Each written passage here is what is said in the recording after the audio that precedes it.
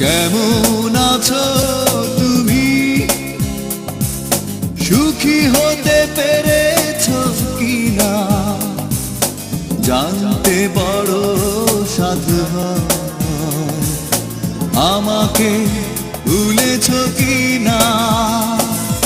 কেমন আছো তুমি? সুখী হতে পেরেছো কিনা জানতে বড় সাধু হয়। আমাকে ভুলেছো কিনা? তুমি তো